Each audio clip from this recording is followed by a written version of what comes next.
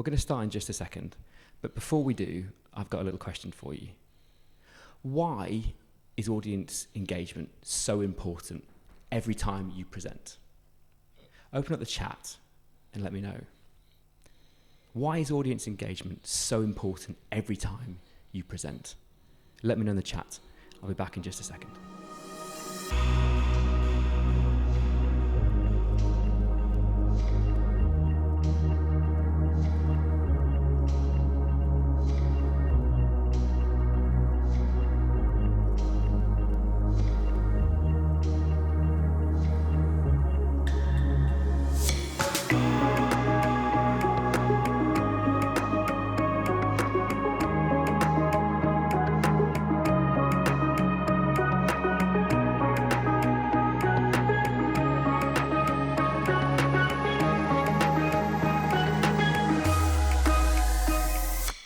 Good evening. Welcome to the Future of Education.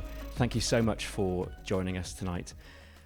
Audience engagement is something that for us as vets, as communicators of science, and in animal health and commerce is really crucial. We spend so much time trying to get people to engage with us and listen to our messages, but often that can be really challenging. Tonight, we're going to go on a journey and we're going to explore some concepts that can be really powerful for you to be able to do that. My name's Toby Trimble. I'm an RCVS and European specialist in veterinary anaesthesia and analgesia, and I run Trimble Productions. We're an organisation who try to make education engaging, visual, short, and most importantly, memorable. Tonight I'm joined by two guests. I'm joined by veterinary medical illustrator Sam Elmhurst, and we'll see her later in the show, and also my colleague John Robbins. John is a veteran performer from stage and also in motion picture. He spent much of the last 25 years working with people to improve the way they perform and to make their messages really stick and make them very memorable. John, thank you so much for joining me tonight. Thank you so much for having me here. It's an absolute pleasure. I'm really thrilled. I must say, though, there's a very fine line, I think, between excitement and absolute terror, particularly where presentations are concerned. Absolutely. I think you can probably, sometimes you feel your heart racing when you start presentations. Absolutely, yes. So, first thing I suppose we're talking about is we're going to talk a little bit about introductions and what introductions mean and how we do that with an introduction. So, what's the most valuable bit of a presentation, John? I think it's got to be the start, and it's got to be the way that we access our audience. I'd like to welcome you. Thank you so much for coming on board this evening, wherever you are in the world, in fact. I know that we've got people from all around the world here this evening, and I just wanted to ask you, out of 10, give yourself a score out of 10 on how confident you feel about how engaged your audience is in either presentations or trainings or briefings that you are currently doing. How engaged are they, and how well do you think they're learning? Give yourself a confidence score out of 10. Pop it in the chat. I'd be really interested to know how you feel about that. So let us know from 1 to 10, how confident do you feel that your audience is consistently engaged with your message? That score may go up or down throughout the course of this evening and on into the future. If that level goes down, it just means that we are raising awareness of how we are coming across in our presentations. Alongside my work as a performer at the cutting edge of theatre, I have a dual career, working as a coach and teacher. And I draw on these two worlds, the world of education and learning and of performance, and I bring them together in the work that I do, helping people perform their best in presentations and in leadership and beyond.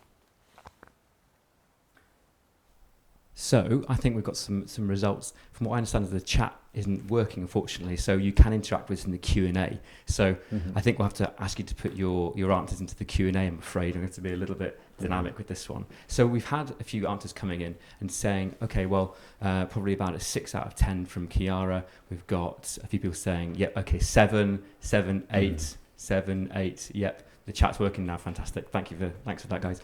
Okay, so yeah, we've got 7, 8s, we've got some 9s, we've got some 2s, we've got some 3s. It's quite a range, quite a range of different people in there. So I suppose the interesting thing when we talk about engagement and we talk about how engaged your audience is a lot of it is about how you set up the whole concept of how they're going to think and how they're going to speak to you. What's the subject? I mean, clearly it's much easier to present something that's a subject which is they're already interested in, or is quite a sexy topic. If we talk about, the gastric dilation volvulus or the acute abdomen, people will be interested in that.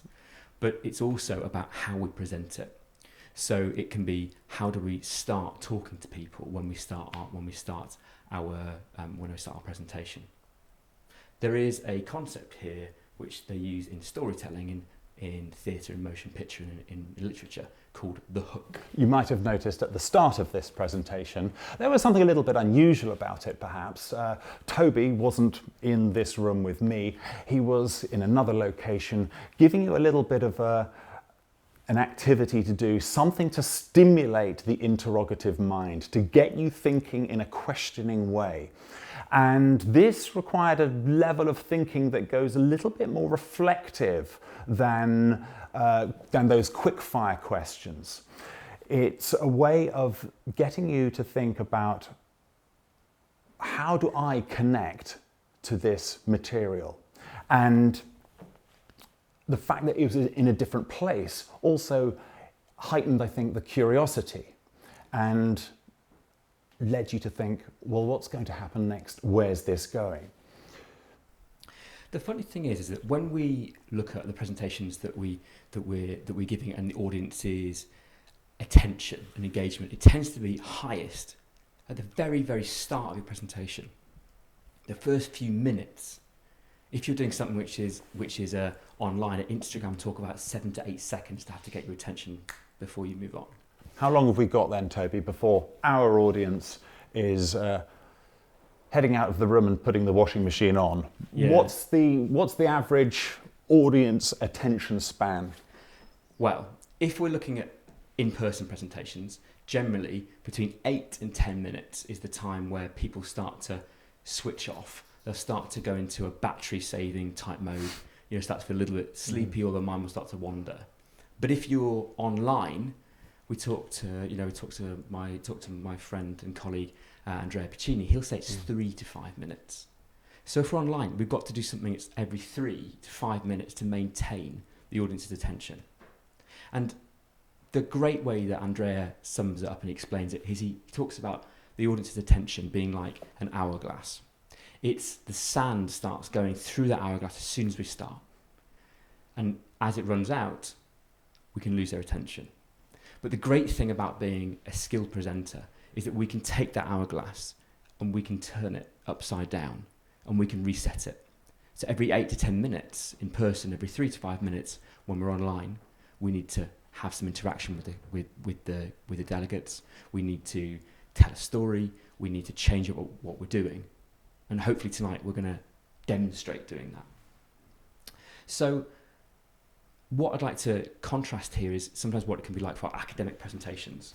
When we're looking at those presentations, what do they typically look like, John, when we're looking at an academic presentation to begin with? Well, I'd be very interested to know from our audience what the balance is between information and investigation. How much of your talks and presentations is information-based? Does anyone here use slides, perhaps? Who uses slides as a part of their presentation? Okay, here we go. Yep. So. Okay. Yeah. Benoit slides, Victoria slides, Kiara says slides, Kath's using slides, Suzanne using Eric's using the way slides. I see it, they're a wonderful thing to hide behind. It comes with a price, though. The thing about slides is that they're very useful for us, and we'll come back to talking about how we visualize data and how we can actually use that to our benefit later on. I think PowerPoint's a great tool.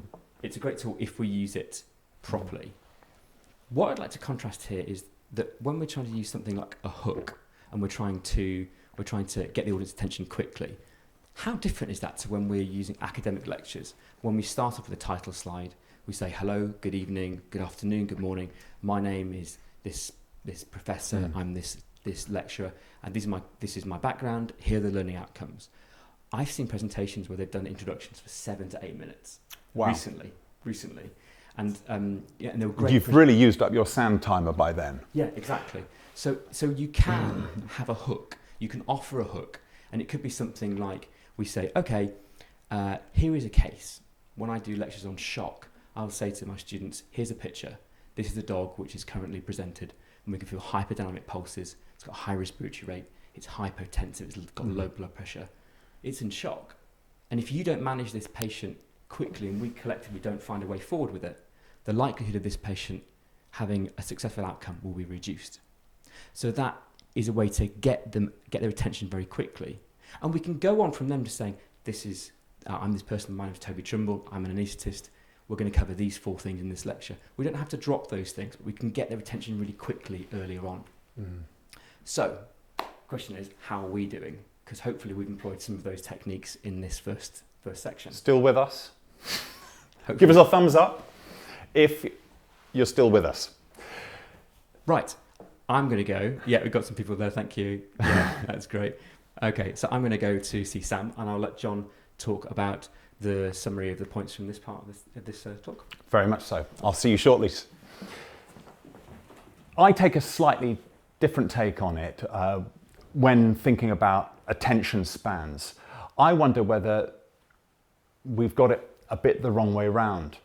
I'm not sure that our attention spans are getting worse. How's about we're just becoming too familiar? The content is not inspiring enough. It's a different way of thinking about it, and it puts the focus on what is it that's going to draw us in. Toby, over to you. Thanks, John. I am with Sam Elmhurst. Thank you so much for joining us, Sam. Thank you so much for letting me be here. So Sam, you may have heard of, or if you haven't, you've almost certainly seen her illustrations. Sam is an experienced veterinary medical illustrator who's worked for the last 27 years. She's illustrated for BSAVA, and many of the BSAVA manuals have got her illustrations in. She's worked for the BBC, for the Royal Society, and PDSA, the Blue Cross. You may have seen her work all over the place. Sam, tonight we're going to be talking a little bit about illustration. And my question to you is, why is illustration a powerful medium to explain complex topics? I think images have far more impact on the page. An illustration of, say, the brain. You learn so much just by looking at it. But if you'd read a whole, A4 sheet of what the brain does and what parts what, it's quite off-putting. But to see the image, which is, I think it stems from the fact that as a child, as a very small kid, you would see images and understand them before you even learn to sort of read and write, kind of thing. And so you're much more drawn in. There's one stat that I love that talks about visual processing, and the visual processing compared to your processing of written words is 60,000 times faster. 60,000 times faster than it is for written words. It's staggering. Yeah. When we're talking about the specifics of trying to communicate a really complex, like physiological topic, does illustration have a benefit to us there? I think it definitely does. I mean, if you versus photography, images taken by the camera, they're going to be very muddied, all one colour with these sort of structures you're dealing with. But with artwork, drawn artwork, you can use a bit of artistic license in the fact that it's still got to be 101% accurate, but you can depict certain things so much more clearer. Nerves, you could do the whole vascular supply, to be honest, but it would be different colours, blue and red, and a photograph of that, it would just be like a mudded mass. So, illustration is a far simpler, clearer way of showing what you want to show. I think I agree with that. I mean, Sam and I work together an awful lot for the presentations and the events that we make together. And I know that from when I've tried to take pictures of surgeries, for example, is you're always obscured by some piece of anatomy. So, and with illustration, that's not always an issue, is it? And you can be obscured by the instrumentation, drapes, the whole 9 yards. But you can take all that away and just have a clear-cut illustration showing so many layers all in the one level. And I suppose one of the other things is colour. Is the colour representation that you can do with illustration. It can be so different just to explain a topic. For example, we can talk about oxygenated and deoxygenated blood within the heart, for example. That can be really powerful. Yeah, and you have the green for the nerves, greeny yellow, and it's kind of a standard colour which people recognise. But that coloration is not there when you open up, an animal or take photographs of it. It's illustration is much better. It's certainly more challenging to be able to do that. So, we're going to do a little bit of a challenge here for you, Sam. So we're going to ask Sam to draw for us live on air. So we have 3 different options that you can draw for, that Sam will be able to draw for us tonight, and we're going to get you to vote for it. So what are the 3 options we have, Sam? We have the heart, and showing hypertrophic cardiomyopathy. Hypertrophic cardiomyopathy. That's and we can the one. You can show heart failure. We can show heart failure. We can show normal anatomy, and the contrast there to can explain that topic. And both in dogs and condition scoring. Okay, so we've got hypertrophic cardiomyopathy and heart failure. We've got Barrett's disease, and we've got body condition scoring. So we should be able to launch a poll and see what the result is for that. So we'll put that up now. It'll be very interesting to see what you'd like us to be able to draw there.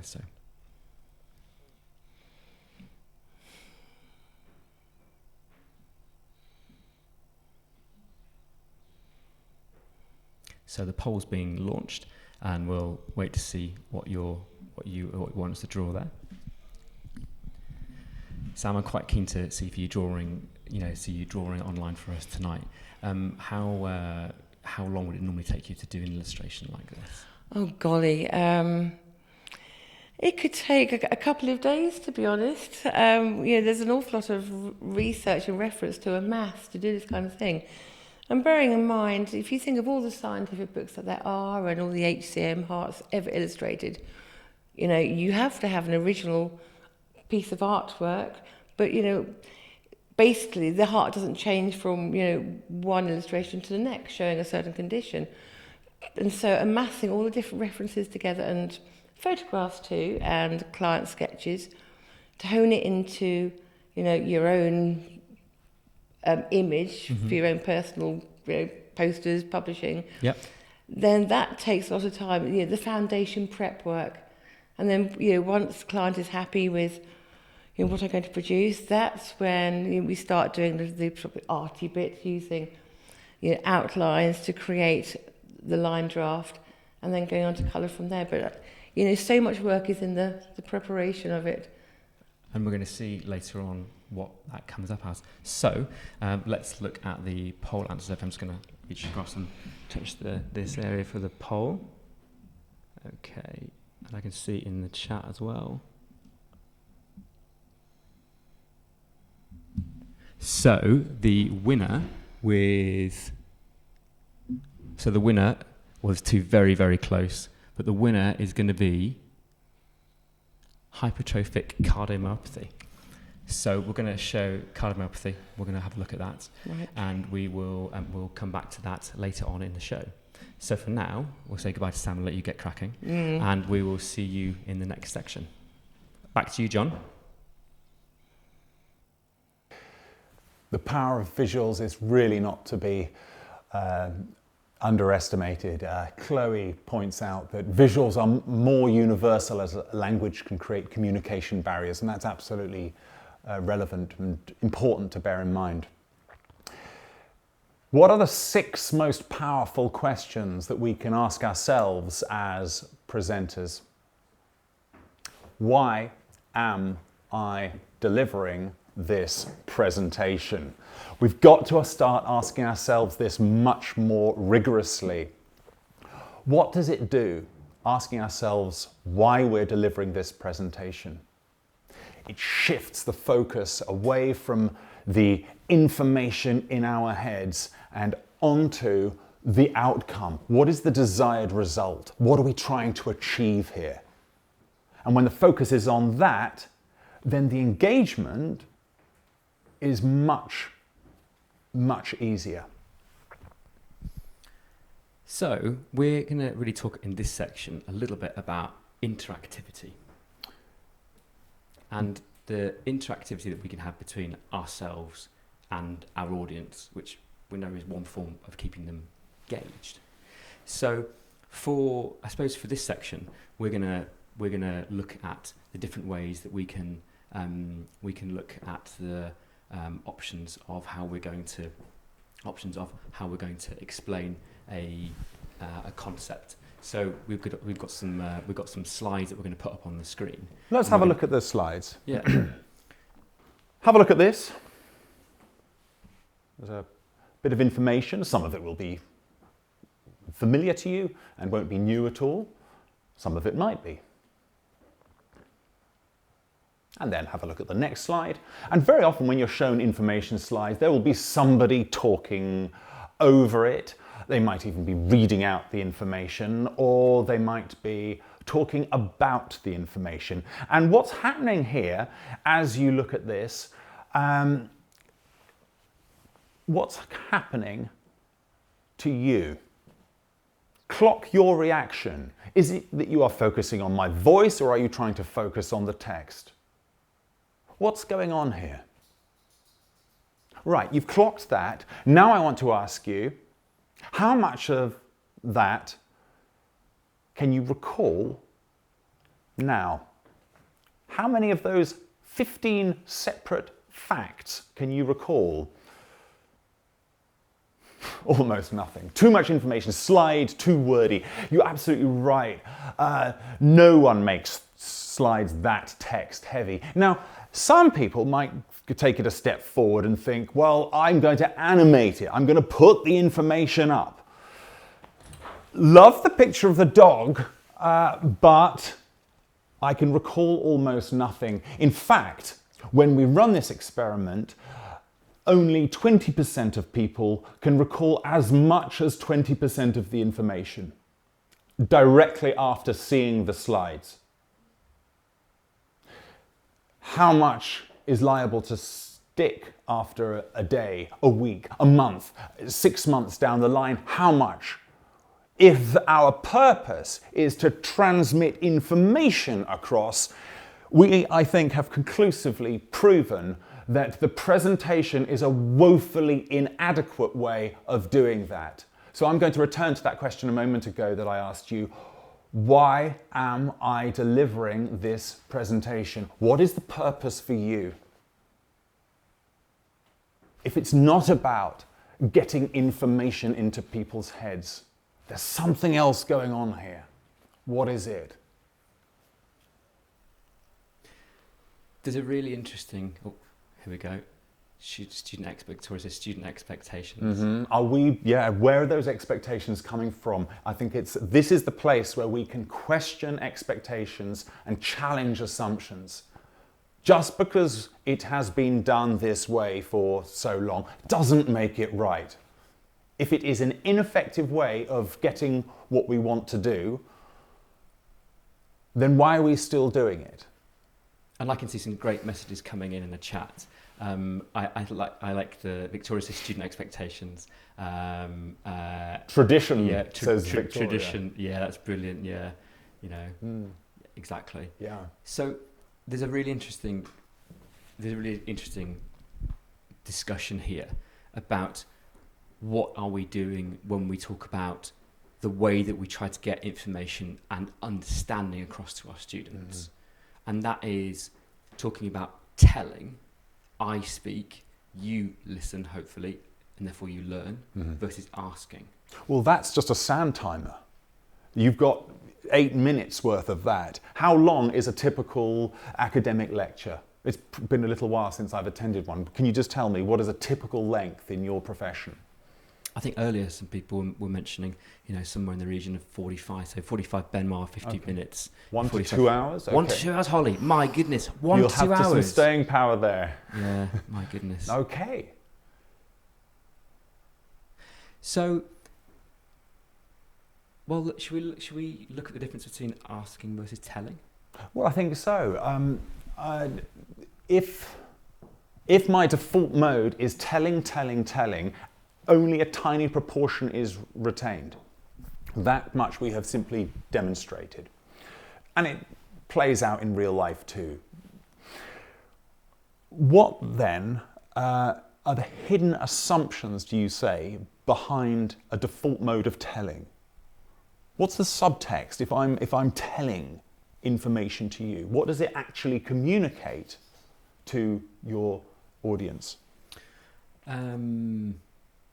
I suppose the assumption is that if you explain something, that they listen, they remember it, and they understand it.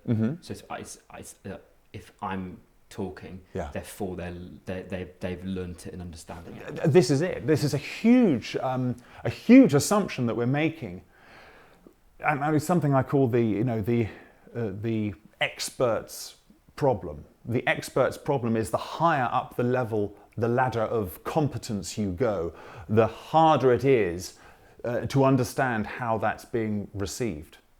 So there's a huge journey from my thought to your commitment. I can think something and then I can say it. And just because I've said it, there's an assumption that you've heard it. Just because you've heard it, does it mean that you've listened to it? If you've listened, have you understood? If you've understood, have you agreed? If you've agreed, have you committed? There's a huge journey between my thought and your commitment. And telling mode leaves us very vulnerable to that problem. And how does that contrast to asking?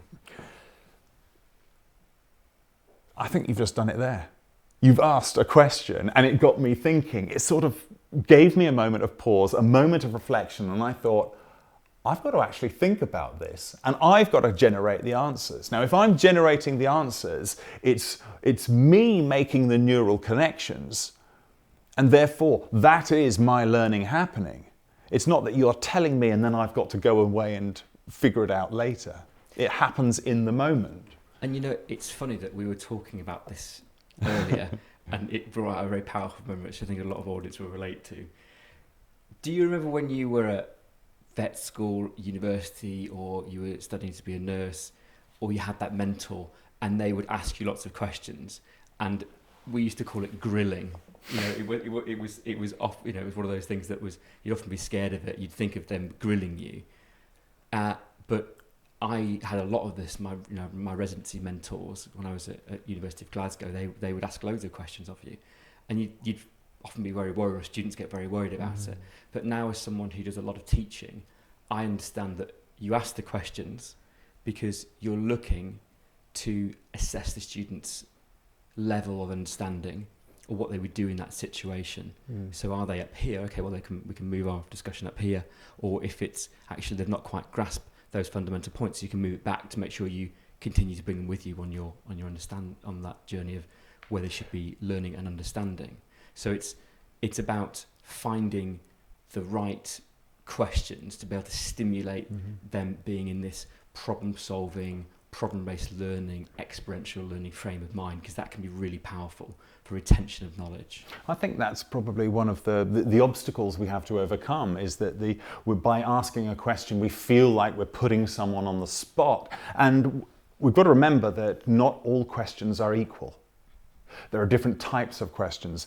If we are using questions as an assessment of knowledge, it can raise anxiety levels, like putting people on the spot. All right, so it feels very direct, and that's not great.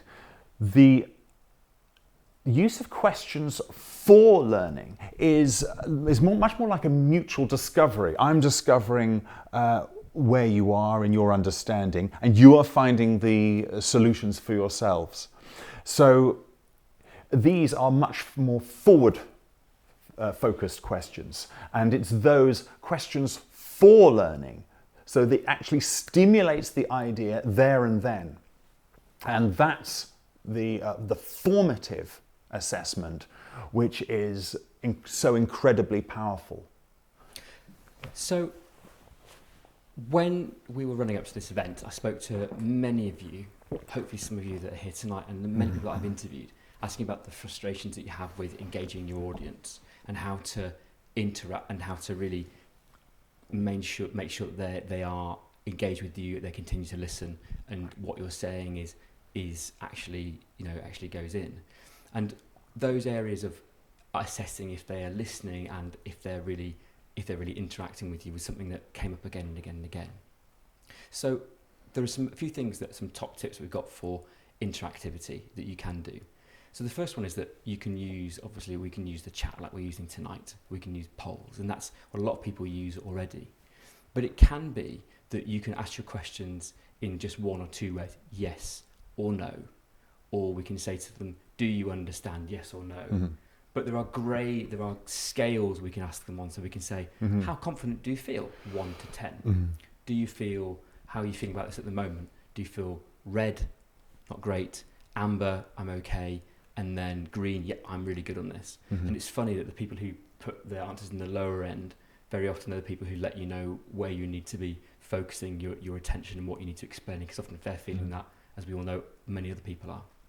It's a very good coaching technique, that, and it really gets people away from thinking in black and white, yes, no answers, and it gives them a scale. And once you have a scale, you've got you're in a place of reflection. You think, I don't know about this. Where would I be?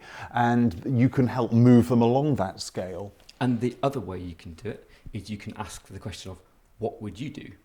So what would you do now? So for the students, when we talk about the shock example, what would you do with this patient? If we give them an example of a case of how you'd manage it, what would you do now? And that's a great way to assess their understanding and see, and hopefully you can progress them from there. Mm-hmm. So I'm going to go and see how Sam's doing. John, I will let you summarise about interactivity for our viewers. Sure. So there's a huge amount that is totally within our control when engaging and interacting with people. We need to be very conscious now of the extent to which we are asking probing, thoughtful, and curious questions.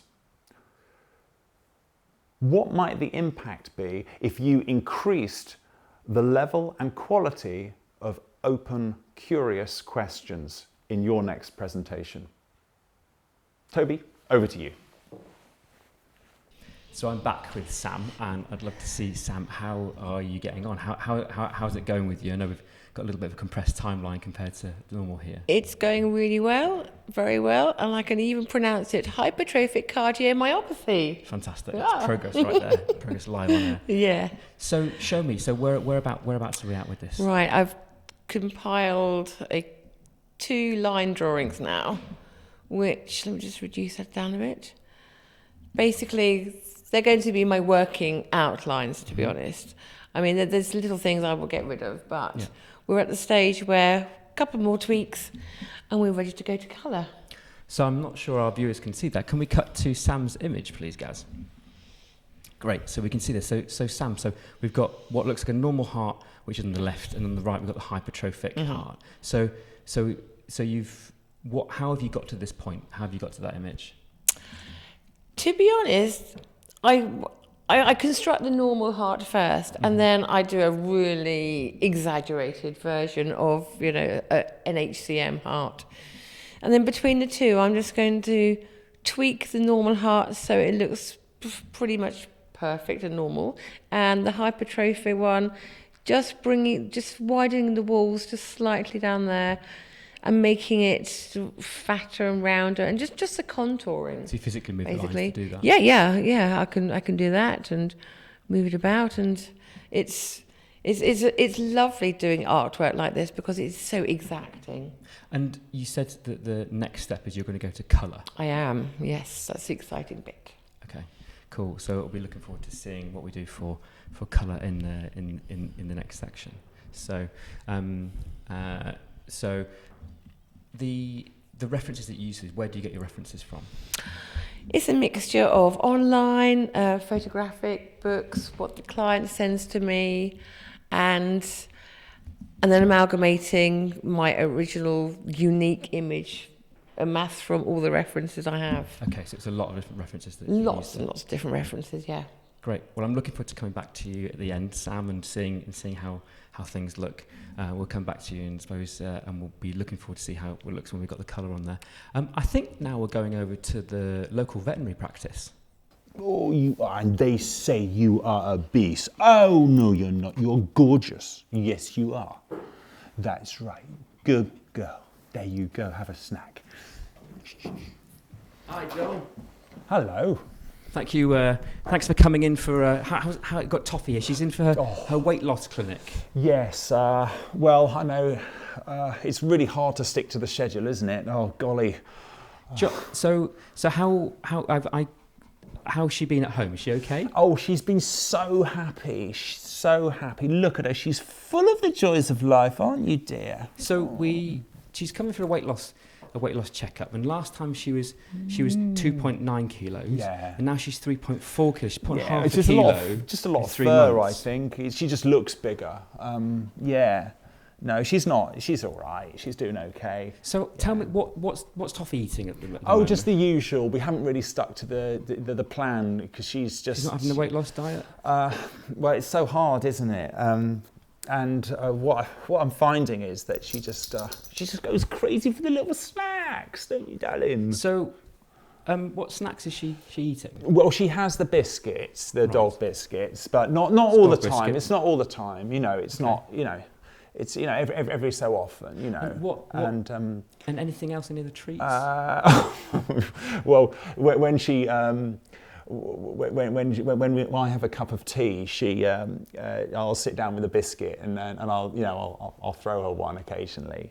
Whenever I have a cup of tea, she'll have a biscuit. Okay. Yeah. So what sort of biscuits is she having? Oh, she has those digestives or whatever, that sort of thing, and yeah. Okay. Digestive biscuits. Yeah. Right. Okay. And is she having just a little bit of one of those? Well, no, when I have one, she'll look at her. She looks up at you and goes, "Oh, yeah, I know." And it's quite a lot of calories in digestive biscuits. So she. Yeah, but they're not that many. It's not like all the time. And she's not having a full one. Not all, yeah, she'll eat a full one. Yeah. Okay, and how many times a day is she having one? Oh, about three. Three times. So she's eating 3 biscuits a day. Yeah, maybe. Well, yeah. Well, I mean, she's got dog biscuits as well. Okay. Well, that might be what's going on with her body weight. So. Right. You see, because Toffee weighs about 3 kilos, Mm-hmm. so that's, how much do you weigh? Oh, I'm 85. So she weighs about 3 kilos, you were about 85, so that's like, if you eat 1 biscuit, that's like her eating like 28 to 30 biscuits.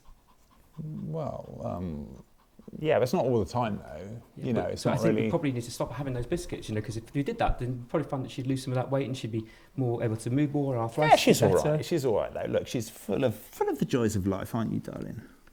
Yeah. Let's break there. It seems to me that this particular client isn't quite getting the concept we're trying to say. And we're trying to explain how many calories are in this biscuit. I'm going to try something else. Yeah. Yes, you'll be all right. You'll be all right, won't you? Anyway, she's put on a bit of a weight, but not that much of a problem. So if you were Toffee's size, that would be the amount of biscuits you'd eat in a month. So that's 60 kilos of digested biscuit. Well, actually, it's not. Actually, it's there's more. So this is. So that's some of them, and then there's some more. There's some more here as well. So you'd eat all of these biscuits in a month, and in a year, you'd eat 600 kilos of digested biscuits.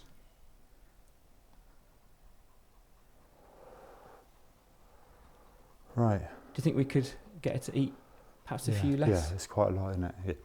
Yeah. That's. Okay, let's break there. So what we did there is a concept called data visualization, and we're trying to explain a particular concept and illustrate it to the person we're talking to. I'm not suggesting that we get wheelbarrows full of biscuits and we bring them into our obesity consultations, but it can be really powerful to get across to an audience a concept where we're talking about data. We're talking about, the classic would be, if we're looking at the length of a blue whale, they're about 10 meters long. That is the length of that's the length of 2 or 3 double-decker buses. Sorry, they're 30 meters long, so 2 or 3 double-decker buses. So they're enormous. Yeah. But what our audience need is something where they can relate to what we're saying, and if they understand something already, then we can have something that they particularly will be able to grasp onto and understand the data. It's not just a gimmick, is it? It's a strong visual and visceral sensation that you get. Yeah. It's the sensation and the emotion that's created by the analogy or the example that you give that is going to create a stimulus for change. Notice with this example in this little scenario, it wasn't the facts that actually shifted my thinking or my behavior. It was the emotion that came as a result of this powerful analogy. And what we can do here, and Teresa has said it really well said it really nicely in the chat, is that you can illustrate it using bags of sugar. So you could use a bag of sugar to illustrate the number of calories. We can use the length of double-decker buses to show the length of an animal. There's loads of different ways you can do it. But it's a great way to, rather than just using a chart or data on the screen, to let people access that. It's about finding an example that people can relate to. And that's the bit that you remember. Any subsequent facts will latch themselves onto that moment of sensation, the emotion that they had at that moment. I'm going to go back and see how Sam has gotten on with her illustration. And thank you to Toffee. Thanks for joining us. She's a little star. And we'll come back to see you in a second, John. Thank you. Okay, Sam. So, thank you so much for doing some work. How have you found this exercise? Quite stressful, but really, really fun. Really, really fun. I've never done this on live before. I'm normally squirreled away in my own little home office, and yeah, this is brilliant. A lovely challenge. So, should we see the example of the normal heart? We can. Yeah. So we've got the normal heart there. We can show that on screen. That'd be great. So we can see there. So we've got the normal heart, which we've got there. So you can see. Oh, I like what. Okay. So see what the difference in the colour there. So tell me what you were doing with that. Well, that's your oxygenated blood, and this is the deoxygenated blood, by just adding a tint over the chambers there, like that. So you can just put it straight into that. Yeah, and I can change the opacity as well. Would you bring it down or there? So that's one of those things that we don't see in life. I know we typically do think about venous blood being blue because it is deoxygenated. We know that we know hemoglobin changes colour as it becomes deoxyhemoglobin, but we can really see the difference in the two sides of the hearts there, and I think that's a fundamental difference to be able to show those changes there. So I'd love to see how the HCM heart looks. How's that looking there? Here we are. Ta-da! Oh, okay. Yes. Yeah. So it's pretty different there. So Yeah. we've got it's funny actually, even since you've changed it from the line drawing, just the colours you put in the ventricle walls, how you can see the difference. Yeah, that really does look as if it's squeezing and under an awful lot of pressure, those two chambers, and that muscle is really fattened just by using sort of a highlighting effect in the sort of coloration, in the contouring. So really, we've got it's a whole different change in the way the heart is modelled. And I think for me, I remember when I first started thinking about dilated cardiomyopathy, I always thought about it being something that was a heart where it became quite flaccid and flabby. But the hypertrophic cardiomyopathy, I think you hear, rather than just showing that this concentric hypertrophy, you can really see that graphically very, very quickly. And that's the power of illustration. Yeah, it's instantaneous. It's showing that difference very, very quickly. Yeah. Well, Sam, thank you so much for joining us tonight. I really enjoyed your illustrations, and thank you for coming up to spend the time with us. So we're going to go back to see John in the studio, and we're going to talk about how we lead up to events like this. Over to you, John. That's great. Contrast the examples that we showed. Firstly, we had this text-heavy slide, and you clocked the reaction that you had to that. Contrast that with the demonstration that we just showed you. You'll start to see that there are many, many opportunities that we've got for real creativity. And this is where it starts getting fun, because we can become incredibly inventive about how we bring our presentations to life. In the final part of tonight, before we go to the Q&A, incidentally, if you've got any questions, please do put them into the Q&A. I've seen quite a few coming in the chat. It's a really lively chat tonight. I'd love it if you would put any questions in, and we'd be happy to come to those. We're going to talk a little bit about actually how you lead up to events like this, and how you lead up to your lectures, because that can be really powerful for interactivity. The key principle here is to think of a presentation or a piece of learning not as an event, but as a process. Very often we focus so much on the day, on the event, and we put all our hopes into making the change that we want to see onto the event. It can be largely hit and miss.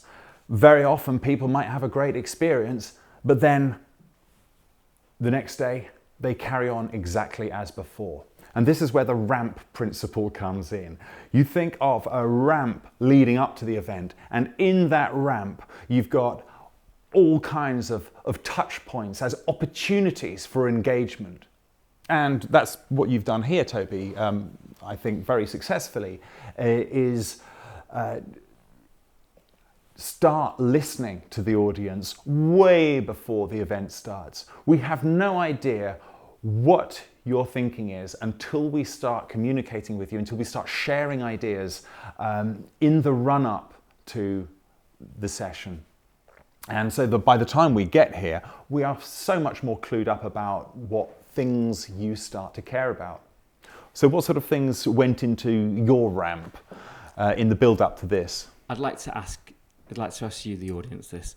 Did anybody get any lead up to this? Anyone who's here tonight, notice any lead up that we did in the run to this event? So there were several things that we did. So we spoke to people. We actually asked many of you what you found challenging about engagement. So Lizzie, a question on LinkedIn about engagement, fantastic. So we did a poll. So Lizzie mentioned that she found it difficult to be able to interact with people who were perhaps quieter or who weren't as forthcoming, and that's important to be able to look at how to do that. We spoke to people like Mel. We spoke to Colette. We spoke to many of you. I think it was about 40 people that we spoke to, individually asking you what you found challenging. And we also ran polls, because what I wanted to do was to find out what would help you that we could talk about with improving your communication and improving your the memory that you get from your lectures and your events. But also, it was to hopefully have a conversation with you that made you go, oh, that was cool. Oh, I think maybe I'll come along to that. And we can do that with students. We can do that when we're doing commercial presentations as well. And there are ways to do that where we can send them a question in an email. We can send them. We could drop them a questionnaire. So we do questionnaires before some of our workshops, and it's great to just find out what people want. And it's surprising, you don't always have the right idea until you read those. And it's actually it's great because sometimes you find people are at a level that's higher than you thought they were going to be. But sometimes actually you realise that you would have left some of them behind. That's really powerful. Excellent. So we're going to go into the Q&A shortly. And before we do that, I would just like to say to you, when you come along to an event like this, it's really easy to come along and feel inspired and to have some techniques and to think that was really interesting. But what many people do is that they don't take the next step to actually look for implementation. So I would like to offer you,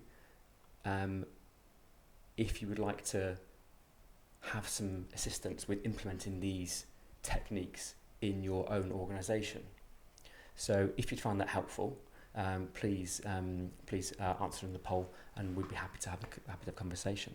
So we should be able to launch a poll just now, which has got that question. And if you'd find it valuable to have some help with implementing these, we'd be happy to help you with that. That's a really, really nice touch, that, because of course the learning doesn't stop at the event. The ramp carries on. So after the event and the follow-up are equally as important in the much larger picture of engaging your audience. So we're going to move on into our Q&A. So we've had a few questions that have come in. I thought there was some brilliant conversation. I think the chat is absolutely enormous. Let's have a look at the Q&A and we'll see what's come up here. Yes, it's been a very active chat, and it gives us the feeling that you are more active participants and that we are co-creating something together. And that makes it a little bit more unique, a bit more memorable. One of the questions we had was how to launch an event that does that accesses the same quality in the recording as it does in the live event. So when people who can't attend can watch it on catch up, or if anyone wants to review the things afterwards. And I thought that was a very interesting question. My take on it is don't. The catch up is a separate medium. It's not the same. It's rather like just in the early days of broadcasting theatre, when people just put cameras at the front of the stage and then broadcast them onto your television screens. And it didn't take long before people realised, actually, this is not the same. We need higher production values. We need camera technique. We need to treat the whole thing differently. It's a different medium. The huge problem of engagement, particularly in universities actually, is I think largely due to this idea that I can catch up later. If you can catch up later, when you attend, if you attend, you're not fully present. It's not a unique one-off opportunity. At the back of your mind, there will always be this thing of, oh, I can always catch up later. And it totally changes the dynamic. So my advice, if I were pushed to give advice, would be to treat the catch-up as a separate medium. By all means, use material from the event itself. Don't just splat the whole thing there and hope that people are going to be stimulated, inspired, and engaged by it. So we've got quite a few questions coming in. The first one I'm going to ask is, I'm going to ask Lizzie Lockett's question, because I thought her question was very pertinent. Right. And I thought it was a question which I hadn't considered a lot, Mm-hmm. and it was how do we how do we engage people that are less vocal or visible when we're doing talks. One of those things is that it's actually easier to engage with people when we're doing an online if they feel less forthcoming themselves, because they feel happy to ask questions. Mm-hmm. Mm-hmm. So sometimes it can be easier to do that, and I think the quality of the questions is absolutely vital in the way that we ask those. For example, rather than saying, do you feel ready to do this, yes or no? Well, that's fairly binary, and you might feel isolated asking that question.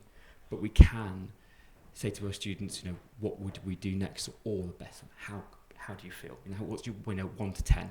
Are you red, amber, or green? Because then we can focus on those people, because their contribution is equally valid. And if they're not coming forward, other people probably feel the same. And it's really important to engage with those people. Yeah. There's loads of questions coming in the Q&A. I'm going to have to kind of rattle through them. So, Sure. Okay. So we've got one question from... So Kiara's asked, what do you do to improve your own confidence before presenting? Improve your own competence. Yes, confidence. Confidence.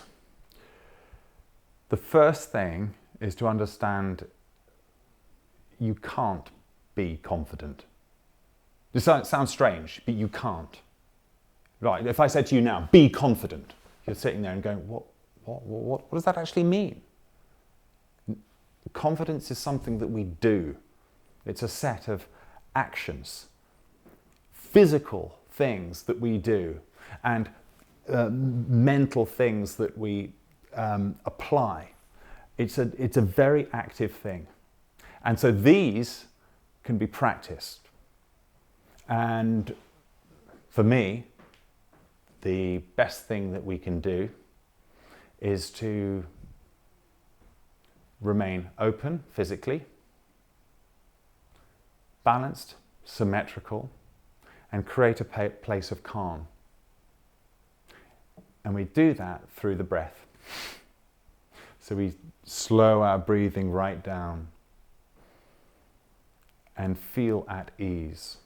Give ourselves time to speak. It's a very physical, mechanical thing, and all of a sudden you start to have a reciprocal feeling of confidence that goes with it. You can do it now. Let's see your victory pose. Just do it now. Your moment of success, what actions you do. Let's all do it. 3, 2, 1. Yes! Get in! Whatever it is. If you did that, good on you. Because that shows commitment, and you commit to the action. If you commit to the action, how are you feeling now? I bet there's not a single person who did that who's not smiling. and the thing about this is, and clearly a lot of us will be scientists, and what we see here is that we'll be questioning, saying, well, why does this work? Mm-hmm. Why do these communication strategies work?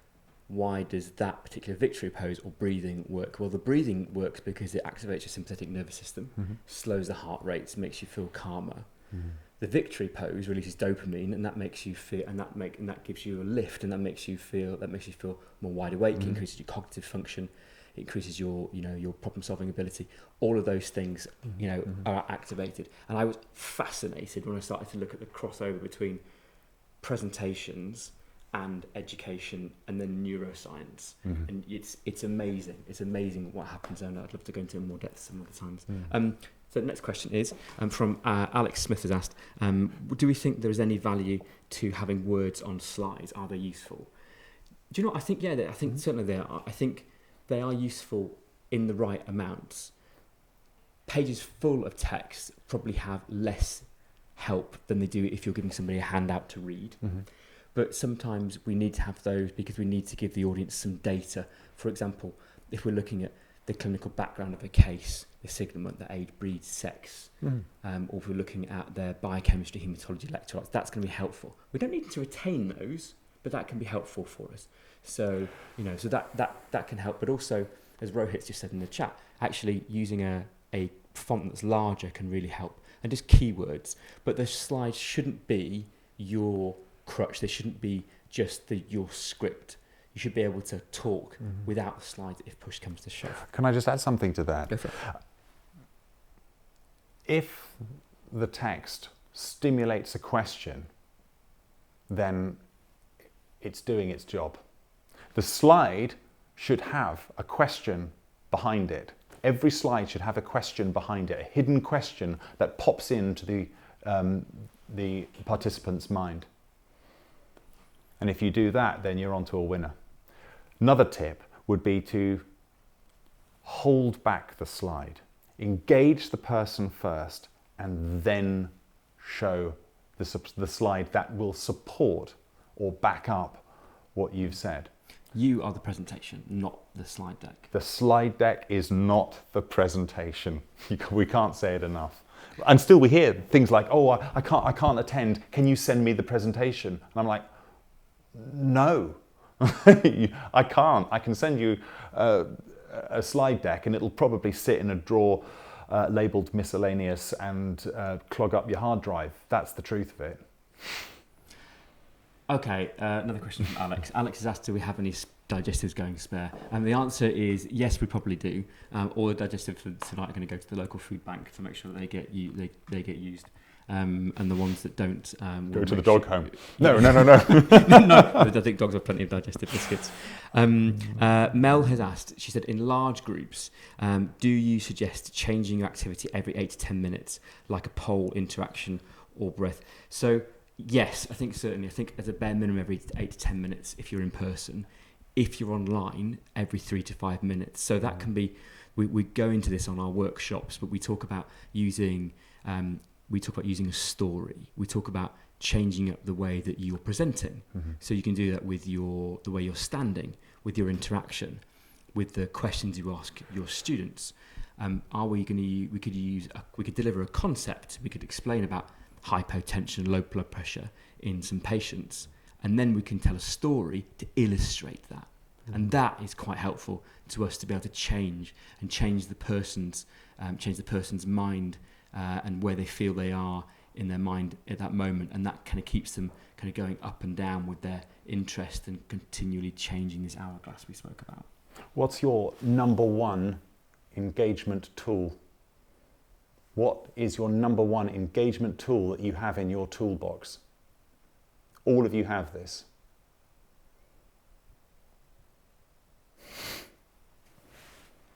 It's your voice.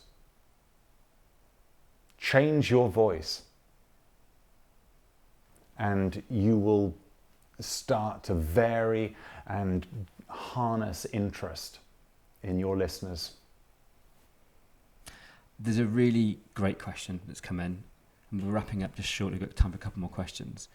Teresa has asked, she said, how do delegates find the time to upskill and move from just using slides to learn software, videoing, etc. in the HE world? I think that's a really great question, and it's an interesting one that you've asked there, because I know what you mean. When you're busy and your student numbers have gone up, you've got clinics to contend with, you've got research, you've got your home life, you want to get work-life balance, and someone said, hey, you should do this differently. One of the things that you can do is to actually learn those tools, and you can try to implement some different strategies. For example, I found myself that when I make presentations now, because I don't put as much text on them, I don't spend as much time designing them.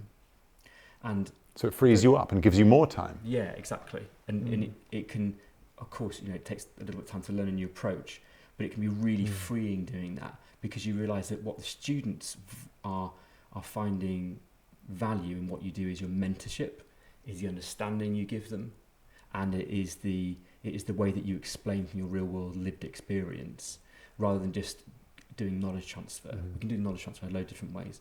I don't think you need to learn the skills of necessarily using video and necessarily learning techniques like illustration, but it's about knowing that these options are there and seeing how you can implement them. Because for me, I think that the work that we do in veterinary and animal health is tremendously valuable, but if we can use some new techniques from the performance world, we'd have an incredibly strong model. And I'm really passionate about making education accessible to everyone and make it stick. And I think these techniques really should help you to make that stick. I'm happy to follow up if you want to know more, Teresa. So. Yeah, that's really, really helpful, Toby. And the thing that underpins that, though, is totally free. It's totally easy and within reach of everybody. And that's how we think about presentations. And once we shift our thinking about presentations from content dumping to involvement and discovery, then the rest will follow. And that can happen very quickly. I've just seen that Lizzie's put something into the chat here. Oh yeah. So I'm just going to quickly read that. So, very nice for you to join us tonight, Lizzie. So Lizzie says, although I appreciate that I don't give scientific type talks, it is to concentrate not on what I want to say, but how I want people to feel. Oh, that is brilliant. She says, if I remember that, then you don't have to worry about every single fact that you include. And so you panic less, and the audience doesn't suffocate in data, and you can which you can always look up, and you generally find that you're feeling less wooden and more engaging. That is just brilliant, and I think it illustrates really perfectly something that Dr. John Medina talks about in his book Brain Rules, that generally people remember a very small amount from when you present. So there is an amazing statistic that if you just give people the basic information, they tend to retain it better, just the gist of what you say. And if you give them that gist and then you build on it from there, it can be it's amazing. Their retention is way better. So I think what Lizzie's saying is actually, she's saying that you concentrate on giving them the gist, and then they can find that you're more relaxed, but also your audience will benefit from that. So we're about time to wrap up. John, thank you so much for joining me tonight. Absolute pleasure, It's been great to have you here tonight. Thank you, and thanks you. And thank you to Sam for coming along. It's been brilliant to see everyone coming out from all over the world to these events, and I absolutely love that you've been here.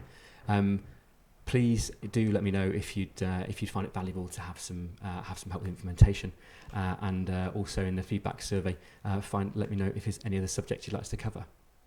Good night.